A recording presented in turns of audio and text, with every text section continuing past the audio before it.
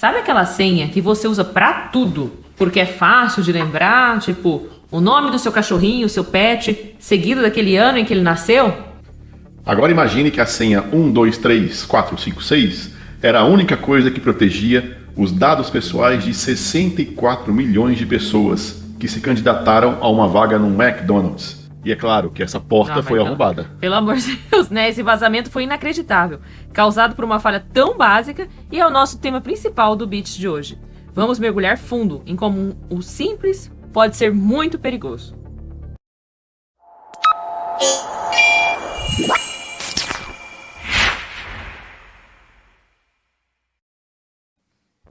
Olá, olá, comunidade Bits. Bem-vindos ao nosso boletim diário de inovação, tecnologia, segurança e privacidade. Eu sou Andressa Carvalho.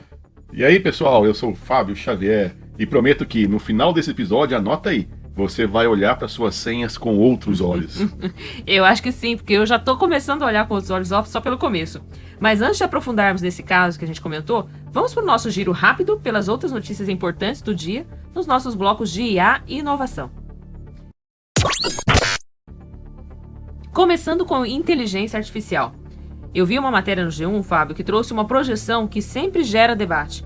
A IA pode eliminar até 92 milhões de empregos até 2030. Mas, ao mesmo tempo, e aí vem um outro lado da moeda, né? Aponta que as profissões que exigem o toque humano, aquela coisa que só a gente tem, aquele feeling, como saúde e educação, devem sobreviver. Esse é o grande lance da notícia, né? É a substituição de tarefas, não a substituição de profissões inteiras. Pense na IA como uma super lavadora industrial. Ela vai tirar o trabalho de quem só ensaboa e enxágua os pratos de forma repetitiva, né? É uma tarefa operacional ali, não exige muito da nossa humanidade. É uma tarefa mecânica. Mas o chefe de cozinha, aquele cara que cria o cardápio, que combina os sabores, que gerencia a equipe e monta o prato com arte, né? Aqueles pratos bonitos, esse vai continuar insubstituível. O valor se desloca, então, da tarefa repetitiva para uma tarefa que vai exigir mais de criatividade, de estratégia, de empatia do nosso lado humano. E você me lembrou de uma propaganda que eu vi esses tempos atrás, que a IA vai substituir tudo e estava lá um pessoal, o robô fazendo todas as atividades e tinha um pessoal tomando uma cerveja, aí o robô olha lá e fala: que triste, isso ele não consegue fazer. Sim, é muito boa essa propaganda, na verdade, de uma cerveja. Muito boa. Isso. E falando em criatividade, o MIT anunciou o Nanda, um protocolo que soa como ficção científica. Ele permite que bilhões de agentes de IA conversem e colaborem entre si, como um chefe central ali. Agentes de IA são aqueles agentes, aqueles robozinhos que fazem tudo de forma independente, né? E aqui o conceito é bem maior. Né? Imagina um formigueiro digital gigante, né? Cada formiga seria como se fosse esse agente de IA, um único agente de IA, com uma pequena especialidade.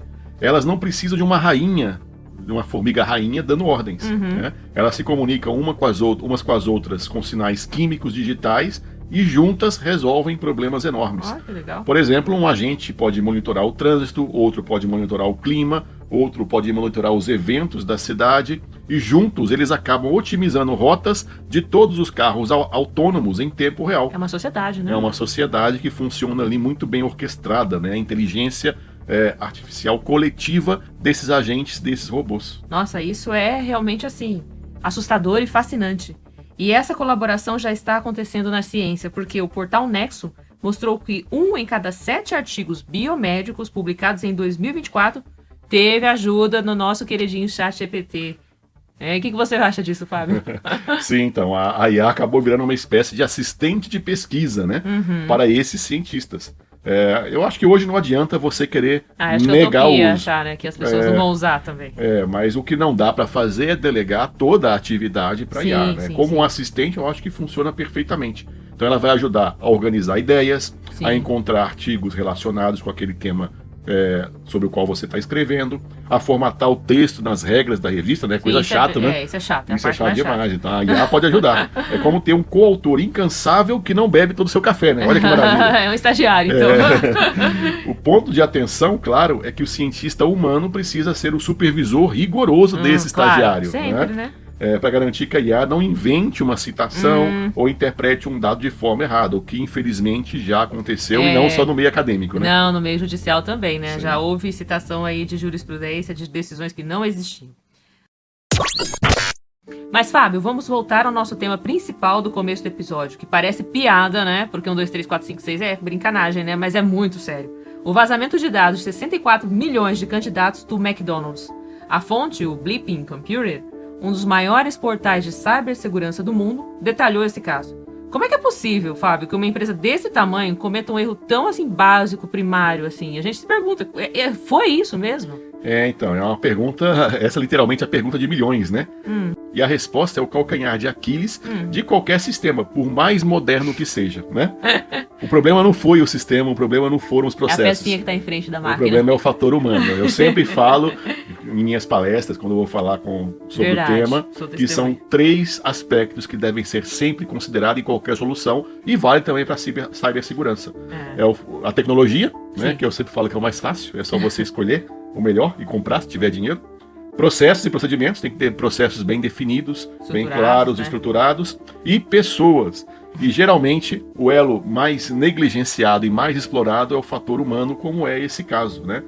A falha não foi em um super firewall, um super equipamento ou numa criptografia de ponta. A falha foi na escolha de uma senha que os usuários fizeram. Usar 1, 2, 3, 4, 5, 6 para proteger um banco de dados dessa magnitude, né? São seus dados pessoais, é o seu currículo. Perigo, né?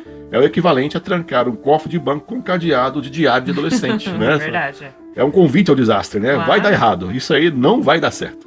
Mas me explica uma coisa, como é que os hackers descobrem que a senha era assim? Porque até se eu fosse hacker, eu não ia tentar isso, né? Eles ficam tentando combinações na mão, assim, tipo, vou tentar aqui alguma coisa, como a gente vê nos filmes, vou fazer isso, fazer aquilo outro. Não. Os filmes acabam romantizando e facilitando bastante, né? Simplificando. Mas na verdade eles usam programas que fazem o que chamamos de ataque de força bruta. Não é um hacker de capuz lá, digitando furiosamente no teclado, como a gente vê nos filmes, né? É um computador testando bilhões de combinações por segundo.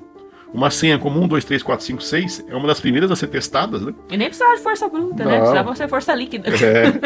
E é descoberta em milésimos de segundo. Imagina. Né? Quanto mais simples a senha, quanto menos caracteres tiver, quanto menos tipos de caracteres diferentes tiver, mais fácil é para esses programas descobrirem essa senha.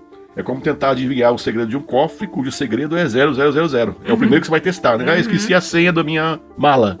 Qual que eu vou testar? 0000, 1, 2, 3, 4. Então é o que acontece. Não é um desafio, né?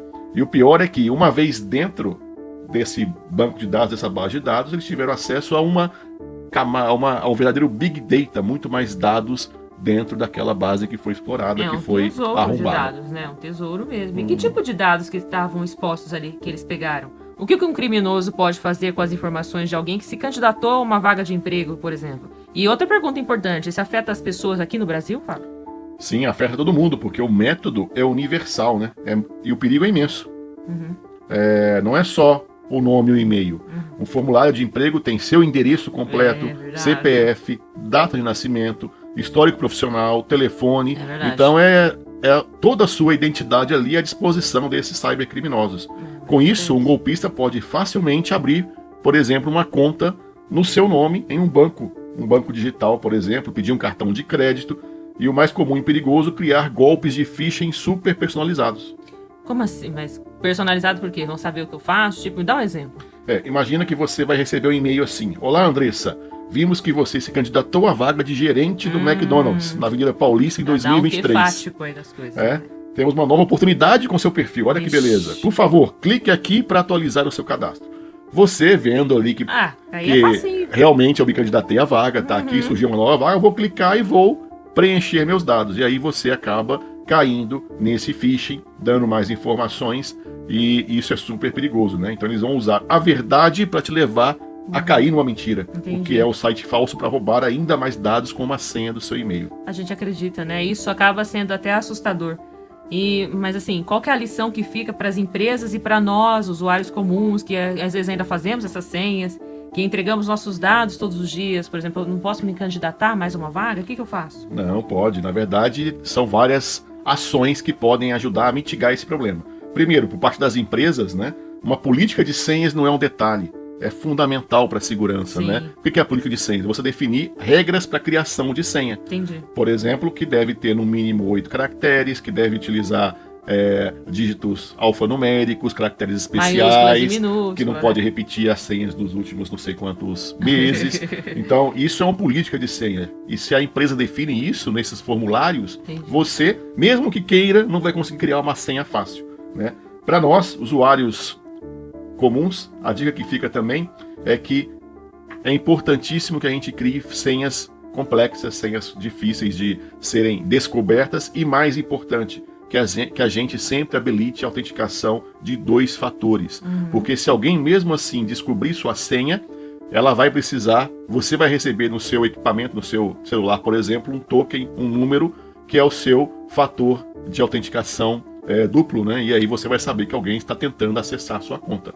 Então, para as empresas, política de senha e habilitar para que o usuário faça autenticação de 2 fatores, e para nós também criar senhas mais complexas, mais difíceis e habilitar sempre a autenticação dupla. Entendi. Bom, você usuário aí, nosso ouvinte, tá ouvindo que essa foi a cereja do Bits, realmente. Faça aí, troque a sua senha, coloque coisas difíceis, faça alguma coisa que seja fácil para você lembrar. Lembra do lado humano, a gente não tem lógica, aproveita isso. Dicas valiosas e muito práticas, Fábio. E recapitulando o nosso episódio, vimos que a IA está mudando o mercado de trabalho, mas valorizando então o toque humano. Que agentes autônomos estão formando uma internet dos robôs e que até a ciência está usando o ChatGPT. Mas o grande destaque foi o caso do McDonald's, né, que nos ensina da forma mais dura possível que não existe segurança de verdade com uma senha fraca. Exato, né? E informação sem complicação é poder, né? O poder de se proteger sempre. Isso, se você curtiu o nosso papo, não se esqueça de seguir o Bits na sua plataforma de áudio favorita. Para enviar dúvidas, sugestões e encontrar os links de todas as fontes que usamos, acesse o nosso site bits.fabioxavier.com.br. E para mais conteúdo, siga o Fábio no LinkedIn. É só procurar por Fábio Correia Xavier. Até amanhã, pessoal!